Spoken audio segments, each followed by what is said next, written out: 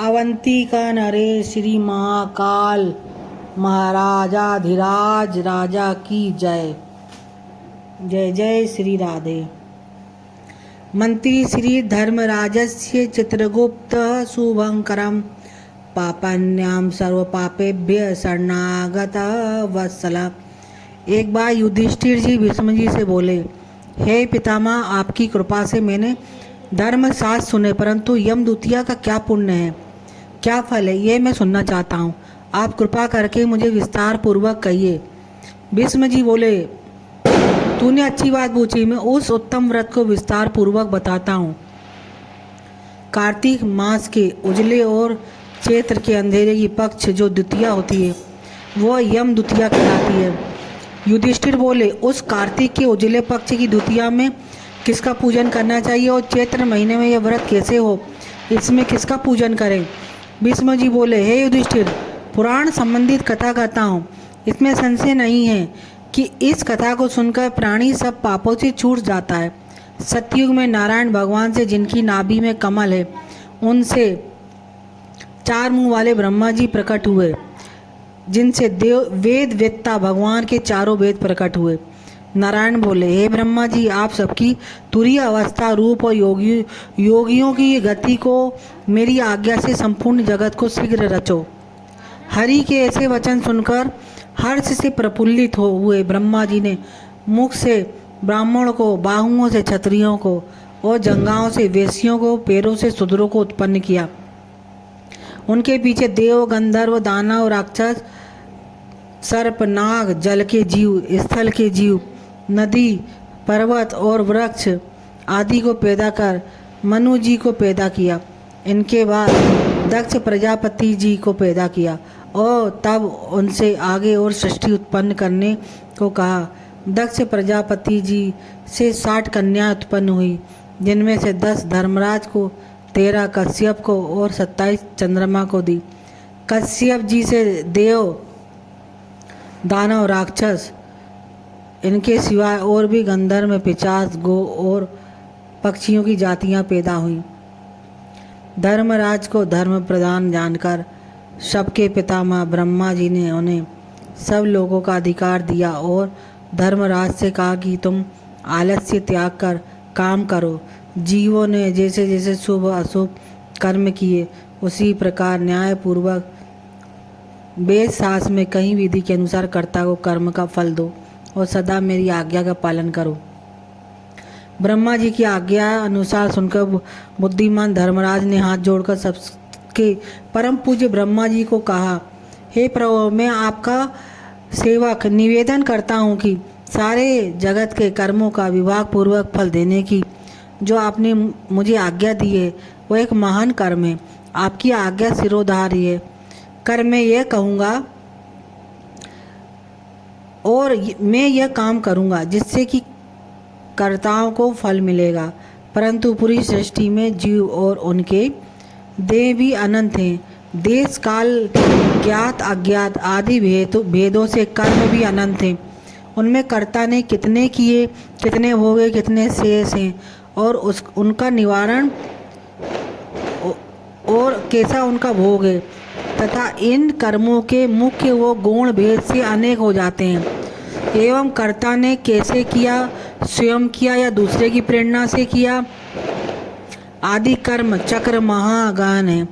अतः मैं अकेला किस प्रकार इस भार को उठा सकूंगा, इसलिए मुझे कोई ऐसा सहायक दीजिए जो धार्मिक, न्यायी, बुद्धिमान, शीघ्रकारी,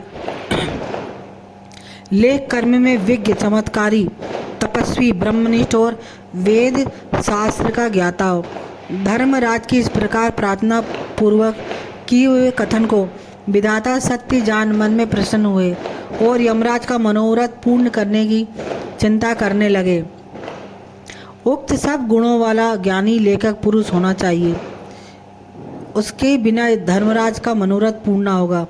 तब ब्रह्मा जी ने कहा, हे धर्मराज, तुम्हारे अधिकार में मैं सहायता करूँगा। इतना का ब्रह्मा जी ध्यान मग्न हो गए। उसी अवस्था में उन्होंने 10,000 वर्ष तक तपस्या की जब समाधि खुली तब अपने सामने श्याम रंग, कमल नयन, शंख की सी गर्दन, गूढ़ सिर, चंद्रमा के समान मुख वाले कमल दवाद और पानी हाथ में लिए हुए महाबुद्धि, देवताओं का मन बढ़ाने वाले, धर्माधर्म के विचार में महाप्रवीण लेखक, कर में महाचतुर पुरुष को देख उससे पूछा कि तू कौन है। तब उसने कहा, है प्रभु, मैं माता पिता को तो नहीं जानता, किंतु आपके शरीर से प्रकट हुआ हूँ, इसलिए मेरा नामकरण कीजिए और कहिए मैं क्या करूँ। तब ब्रह्मा जी ने उस पुरुष के वचन सुन अपने हृदय से उत्पन्न हुए उस पुरुष को हंसकर कहा, तू मेरी काया से प्रकट हुआ, इससे मैं तेरी काया में तुम्हारी स्थिति है, इसलिए तुम्हारा नाम कायस्थ चित्रगुप्त है। धर्मराज के पुर में प्राणियों के शुभ अशुभ कर्म लिखने में तू उसका सखा बने, इसलिए तेरी उत्पत्ति हुई है। श्री चित्रगुप्त महाराज का इस प्रकार प्रकट होना संपूर्ण लोकों में हर्ष का विषय बन गया। यमराज अपना सखा मित्र पाकर अत्यंत प्रसन्न हुए और ब्रह्मा जी को धन्यवाद कहा। ब्रह्मा जी ने चित्रगुप्त से यह कहकर धर्मराज से कहा है, धर्मराज ये उत्तम लेखक है, तुझको मैंने दिया है, जो संसार में जब इस कर्म सूत्र की मर्यादा पालने के लिए है। इतना करके ब्रह्मा जी अंतर्ध्यान हो गए। फिर वह पुरुष चित्रगुप्त कोटि नगर को जाकर चंड प्रचंड ज्वालामुखी काली जी के पूजन में लग गया। उपवास कर उसने भक्ति के साथ चंडिका जी की भावना मन में की। उसने उत्तमोत्ता से चित्त लगाकर ज्वालामुखी देवी का जप और स्तोत्र से भजन पूजन किया और उपासना इस प्रकार की कि हे जगत को धारण करने वाली, तुमको नमस्कार है। महादेवी, तुमको नमस्कार है। स्वर्ग मृत्यु पाताल आती लोक लोकांतरों को रोशनी देने वाली, तुमको नमस्कार है। संध्या और रात्रि रूप भगवती, तुमको नमस्कार है। श्वेत वस्त्र धारण करने वाली सरस्वती, तुमको नमस्कार है। सतरस तमोगुण रूप देवगुणों को कांति देने वाली देवी, हिमाचल पर्वत पर स्थापित आदि शक्ति चंडी देवी, तुमको नमस्कार है।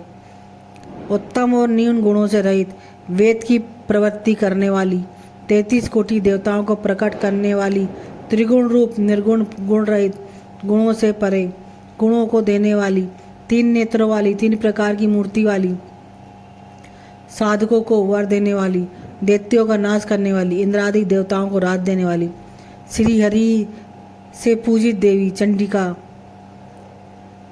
हे चंडिका, आप इंद्रादि देवों को जैसे वरदान देती हैं, वैसे ही मुझको भी वरदान दीजिए। मैंने लोगों के अधिकार के लिए आपकी स्तुति की है, इसमें संशय नहीं है। ऐसी चित्रगुप्त द्वारा इस प्रकार स्तुति को सुन देवी ने चित्रगुप्त जी को वर दिया। देवी जी बोली, हे चित्रगुप्त, तूने मेरा आराधन पूजन किया, इससे मैंने आज तुमको वर दिया कि तू परोपकार में कुशल, अपने अधिकार में सदा स्थिर और असंख्य वर्षों की आयु वाला होगा। यह वर देकर दुर्गा देवी जी अंतर्ध्यान हो गई। उसके बाद चित्रगुप्त धर्मराज के साथ उनके स्थान पर गए और वे आराधना करने योग्य अपने आसन पर स्थित हुए। उसी समय ऋषियों में उत्तम ऋषि सुशर्मा, जिसको संतान की चाहना थी, उन्होंने ब्रह्मा जी की आराधना की। तब ब्रह्मा जी ने प्रसन्नता से उसकी इरावती नाम की कन्या को पाकर चित्रगुप्त के साथ उसका विवाह किया। उस कन्या से चित्रगुप्त के 8 पुत्र उत्पन्न हुए। चित्रगुप्त के पुत्रों के नाम इस प्रकार है: चारु, सुचारु, चित्र, मतिमान, हेममान, चित्रचारु, अरुण और 8वां अतीन्द्रिय। दूसरी जो मनु की कन्या दक्षिणा चित्रगुप्त से विवाह गई थी, उसके 4 पुत्र हुए। उनके नाम भानु, विभानु, विश्वभानु और वीर्यावान। चित्रगुप्त के ये 12 पुत्र विख्यात हुए और पृथ्वी तल पर विचरे। उनमें से चारु मथुरा जी को गए और वहाँ रहने से मथुरा हुए। हे राजन, सुचारू और गौण बंगाले को गए, जिससे वे गौण हुए। चित्रभट नदी के पास के नगर को गए, जिससे वे भटनागर कहलाए। श्रीवास नगर में भानु बसे, इससे वे श्रीवास्तव कहलाए। हिमवान अम्मा दुर्गा जी की आराधना कर अम्मा नगर में ठहरे, इससे वे अम्बष्ट कहलाए। शक सेन नगर में अपनी भार्या के साथ मतिमान गए, इससे वे सूर्य ध्वज कहलाए। और अनेक स्थानों में बसे अनेक जाति कहलाए। उस समय पृथ्वी पर एक राजा जिसका नाम सोदास था और सौराष्ट्र नगर में उत्पन्न हुआ था। वो महापापी, पराया धन चुराने वाला, पराई स्त्रियों में आसक्त, महाअभिमानी, चुगलखोर और पाप करने वाला था। हे राजन, जन्म से लेकर सारी आयु पर्यंत उसने कुछ भी धर्म नहीं किया। किसी समय वह राजा अपनी सेना लेकर उस वन में, जहाँ बहुत हिरण आदि जीव रहते थे, शिकार खेलने के लिए गया। वहाँ उसने तुरंत व्रत करते हुए एक ब्राह्मण को देखा। वो ब्राह्मण चित्रगुप्त यमराज जी का पूजन कर रहा था। इसमें दिख नहीं रहा है करंट। यम द्वितीया का दिन था।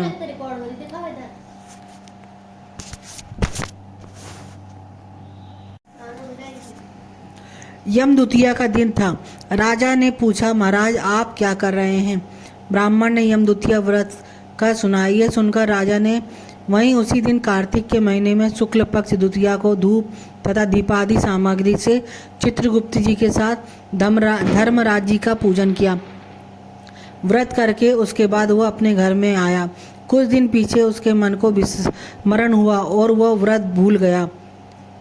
याद आने पर उसने फिर से व्रत धारण किया। समयों उपरांत काल संयोग से वह राजा सोदास मर गया। यमदूतों ने उसे दृढ़ता से बांधकर यमराज जी के पास पहुंचाया।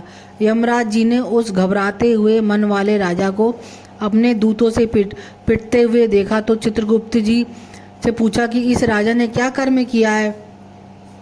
उस समय धर्मराज जी का वचन सुन चित्रगुप्त जी बोले, इसने बहुत ही दुष्कर्म किए हैं, परंतु देवयोग से एक व्रत भी किया है।